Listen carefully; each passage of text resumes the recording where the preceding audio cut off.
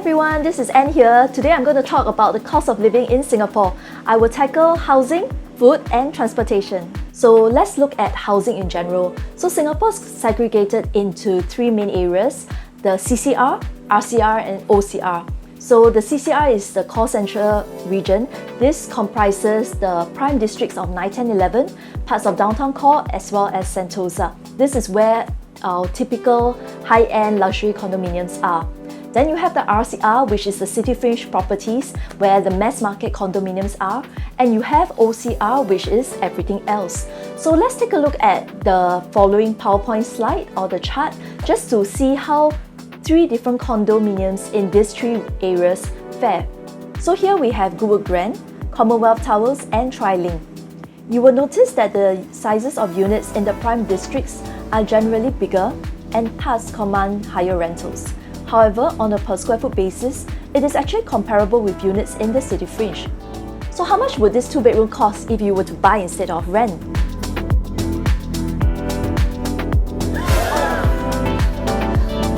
Wow, you can see there's a big jump, right? Like, it's so expensive to own a two-bedroom in Balmoral, yet the rental yield is like super low. So it makes a lot of sense to rent in these neighborhoods rather than to buy. So after housing, let's take a look at transport. I think we're very fortunate in Singapore to have a fantastic transportation system. Of course, it's crowded at times and it's not so efficient at times and can be improved. But overall, I think we have a pretty decent transportation system. You can literally get to anywhere in Singapore via the bus, train, or you could also grab an Uber or you just use Grab. So using the same three condos, let's take a look at how much it costs to travel to the CBD to City Hall. So if you don't want to take public transport and you want to drive, then of course owning a car is very expensive in Singapore, because in Singapore we have to buy something called a Certificate of Entitlement, a COE. This COE can cost anywhere between 30,000 to 50,000 and this lasts for only 10 years. So let's take a look at an entry-level Toyota Vios, for example. This will cost you about 90k just to own a car, just for the right to drive it for 10 years. So yeah, cars are pretty expensive in Singapore. Now let's look at number 3, which is food. I think we're really lucky in Singapore to have a wide variety of food options. We have really cheap hawker food versus expensive Michelin-style restaurant type of food. A plate of chicken rice will typically set you back about $3.50.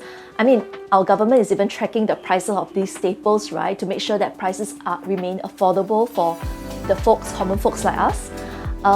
Then of course, it can go up to $27 for a plate of chicken rice at Chatterbox at Mandarin Orchard. So take your pick, depending on whether you want to splurge or not. Then we'll next look at drinks. Alcohol is expensive in Singapore. I'm sure you have probably heard of friends who lug wine back from Australia and other countries, because there is an alcohol tax in Singapore, $88 per litre. And on top of that, they slap you with a GST, goods and services tax. So it is expensive to drink in Singapore. I mean, if you want to take an example, a can of Heineken beer at the supermarket will cost you $4.65. So it's pretty steep for just beer. So there you have it, the top 3 costs of living in Singapore. I hope this is useful to you. Comment below to let me know what you think, and I'll be answering any questions that you might have. I hope you enjoyed this video, and I'll see you soon.